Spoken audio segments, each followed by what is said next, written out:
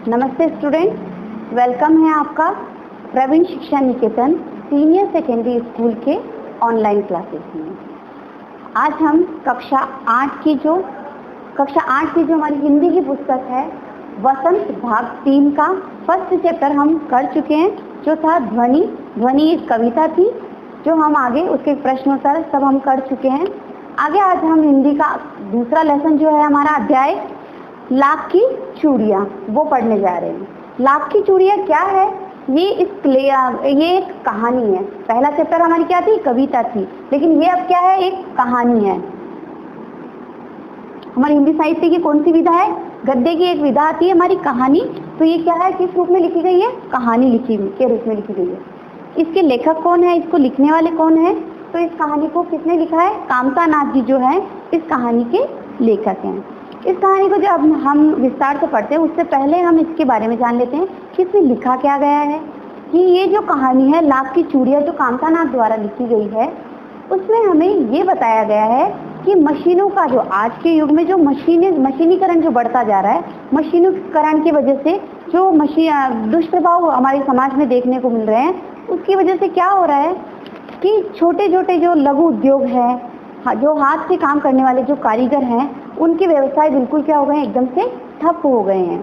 और हमारे समाज में मशीनीकरण आने की वजह से क्या हो गया है कि लघु उद्योग है, जो छोटे छोटे कामगार हैं, हजारों लोग क्या हो गए हैं? बेरोजगार हो गए हैं। और इस कहानी में उन्हीं बेरोजगार व्यक्ति जो लोग हैं, उन्हीं की व्यथा को व्यक्त किया गया है। तो हम जब ये कहानी पढ़ते हैं तो उससे पहले हम देख लेते हैं कि इस कहानी में कौन कौन से प्रमुख पात्र हैं। तो सबसे पहले हमें जो पात्र देखने को मिलता है वो पात्र आता है। ये कहानी किस पात्र के इर्द गिर्द घूमती है? तो कहानी के प्रमुख पात्र कौन कौन से हैं? तो सबसे पहले जो इस कहानी का प्रमुख पात्र जो है स्वयं लेखक है,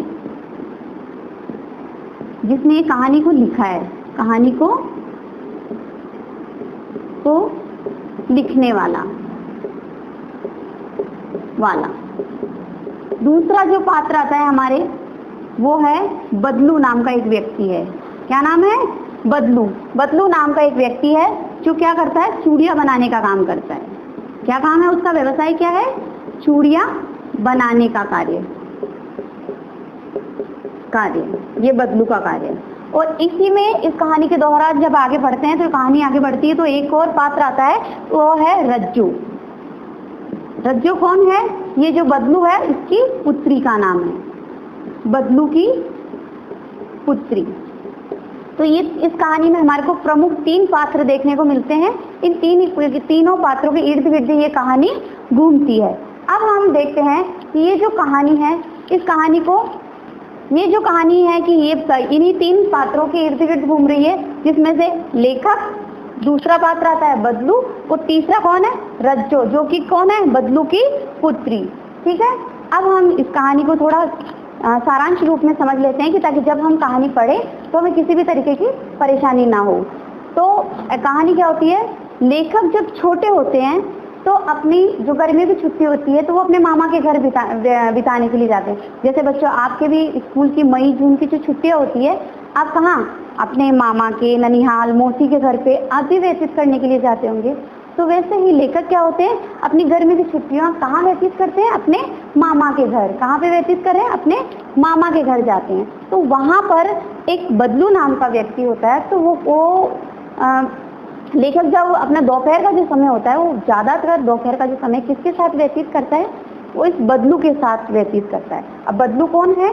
वहाँ पर एक बदलू जो व्यक्ति होता है वो लाख की चूड़ियाँ बनाने का काम करता है। तो ये बदलू क्या करता है? जब लाख की चूड़ियाँ बनाता है तो लाख की चूड़ियाँ बनाने के बाद जो छोटे छोटे उसके टुकड़े जो बच जाते हैं, उसकी रंग बिरंगी गोलियां बना करके वो क्या करते हैं? लेखक को दे देते हैं। तो लेखक वो रंग बिरंगी की जो गोलियां होती है उन्हें इकट्ठा करने का उन्हें बहुत बड़ा चाह होता है। वो किस लिए उन्हें बहुत अच्छा लगता है इकट्ठा करना, कि जब ये पुनः अपने घर पे लौटते हैं तो इनके पास बहुत सारी गोलियां इकट्ठी हो जाती है, तो इन्हें इनके पास रहना बहुत अच्छा लगता है। तो ये ज़्यादातर समय अपना इनके साथ ही व्यतीत करते हैं। लेकिन क्या होता है कि कुछ समय बाद लेखक के पिताजी जो होते हैं उनका क्या हो जाता है, तबादला हो जाता है, ट्रांसफर हो जाता है। तो लेखक को क्या करना पड़ता है, अपने पिताजी के साथ जाएंगे वो वहीं पे। तो ये अपने पिताजी के साथ कहीं और अन्य स्थान पर चले जाते हैं। एक लंबा समय बीत जाने के बाद ये क्या करते हैं, कम से कम 8 से 10 वर्ष बीत जाने के बाद ये पुनः अपने मामा के गांव आते हैं। कौन, लेखक पुनः अपने मामा के गांव आते हैं। लेकिन अब क्या हो गया, लेखक भी बड़े हो चुके हैं, तो उनके जो खेलने के जो खिलौने हैं उनमें भी उनकी रुचि बदल जाती है। तो अब उनका वो जो छोटी छोटी रंग बिरंगी जो गोलियां होती है उनमें उनका रुझान नहीं होता है, उनके खेलने के खिलौने बदल जाते हैं। लेखक बड़े होते हैं तो जी बदलू है, ऑब्वियसली इनकी भी उम्र बड़ी हो गई, ये भी क्या हो जाती है, ये भी एक बुजुर्ग वृद्ध बन जाते हैं। ठीक है, तो जब ये एक दिन बारिश आ रही होती है, अपने मामा के घर होते हैं, तो इनकी मामा की लड़की जो होती है वो बारिश में फिसल जाती है। बारिश में फिसल जाने के कारण उसने, इनकी बहन ने कांच की चूड़ी पहनी होती है और वो फिसलने के कारण कांच की चूड़ियां उनके हाथ में टूट जाती है और टूटने से क्या होता है, वो उनकी चुभ जाती है। चुभने से उनके खून आने लगता है। तो उस समय जो लेखक है उनके मामा वहां पर घर पे मौजूद नहीं होते हैं, तो लेखक ही उस अपनी बहन का उपचार करते हैं। तो जब वो अपनी बहन का उपचार कर रहे होते हैं तो वो देखते हैं कि उनकी बहन ने आज क्या, लाख की चूड़ी नहीं पहन करके कौन सी चूड़ियां पहन रखी थी, कांच की चूड़ियां पहन रखी थी, जो कि उन्हें उस समय एहसास होता है कि ये कितना नुकसानदायक है, क्योंकि उनकी बहन की चोट लग चुकी होती है, खून आ चुका होता है। तो जब वो उपचार कर रहे होते हैं तो उस दौरान वो देखते हैं, उन्हें उस बदलू काका की याद आती है कि एक ऐसा व्यक्ति भी था जो क्या करता था, लाख की चूड़ियां बनाने का कार्य करता था। तो वो जो लाख की चूड़ियां बनाता था तो उन्हें उनकी याद आती है। वो उसी दिन शाम के समय कहाँ जाते हैं, बदलू काका से मिलने जाते हैं, बदलू काका के घर जाते हैं। लेकिन बदलू काका क्या हो गए, वृद्ध हो चुके रहते हैं, वो उन्हें पहचानते नहीं है। लेखक अपना परिचय देते हैं कि मैं वही छोटा सा बालक हूँ जो बचपन के समय आपके पास आता था और आप जिन्हें रंग बिरंगी गोलियां बना करके देते थे। फिर बदलू काका और लेखक के बीच में थोड़ी वार्तालाप होती है। उस वार्तालाप के दौरान लेखक बदलू काका से पूछते हैं कि आप आजकल लाख की चूड़ियां नहीं बनाते क्या? तो बदलू काका बताते हैं कि आजकल किसका युग आ गया, मशीनीकरण का युग आ गया है और लोग हाथ से बनाई हुई चीजों से ज्यादा किसे पसंद करते हैं, मशीनों से बनाई हुई चीजों को ज्यादा पसंद करते हैं। क्यों पसंद करते हैं? क्योंकि उसमें ज्यादा से ज्यादा हम क्या डिजाइन दे सकते हैं। इसी वजह से लोगों को क्या, वो डिजाइन क्या करती है, अपनी ओर आकर्षित करती है।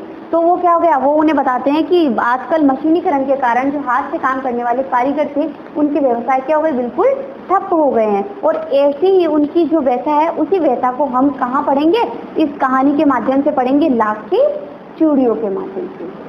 आशा करती हूँ आपको निष्कर्ष रूप में तो ये कहानी समझ में आई होगी। आगे हम देखते हैं कि लाख की चूड़ियां, ये तो हमने शॉर्ट में ये कहानी समझ ली, लेकिन ये कहानी हम किसके बारे में लिखी गई है, जो कि केवल और केवल इसके नाम से ही हमें पूरा समझ में आ जाएगा। ये पूरा पाठ किससे रिलेटेड है, चूड़ियों की। और चूड़ियां कैसी है, लाख की है। अब लाख क्या होती है, सबसे पहले हम ये भी समझ लें, लाख क्या होती है। लाख एक लाल रंग का पदार्थ होता है। लाख क्या होता है, एक लाल रंग का पदार्थ होता है जिससे क्या किया जाता है, जिससे स्त्रियों के आभूषण आभूषण जो उनकी जो चूड़ियां होती है, चूड़ी बनाने का और अन्य भी बहुत सारे मटेरियल बनाए जाते हैं। ठीक है, ये जो बस ये लाख की चूड़ियों पर ये कहानी आधारित है। हम पाठ को पढ़ेंगे तब हमारे पास थोड़े शब्दार्थ हैं ताकि हम उन्हें जान लेते हैं कि जब हम लेसन पढ़ें तो हमें कोई भी समस्या ना आए, पाठ समझने में आसानी रहे। तो सबसे पहला जो शब्दार्थ आता है हमारे है चाव। चाव का अर्थ क्या होता है, रुचि या चाह है। किसी चीज को समझने में जो हमारी रुचि होती है, इंटरेस्ट जो हम कहते हैं, और यह चाह है। मन मोह लेना, मन मोह लेने का अर्थ होता है आकर्षित करना। कोई चीज होती है ना हमें अपने तरफ खींचती है तो वो मन मोह लेना। सहन, सहन का अर्थ क्या होता है, आंगन। हमारे घर का जो आंगन, आगे की जो फर्श वगैरह होती है वो आंगन सहन कहलाती है। भट्टी, अंगीठी, लाख को पिघलाने के लिए जो भट्टी काम में ली जाती है, जो चूल्हा जो होता है उसे भट्टी कहा जाता है। दहकना, दहकने का अर्थ हम सभी जानते हैं, जलना।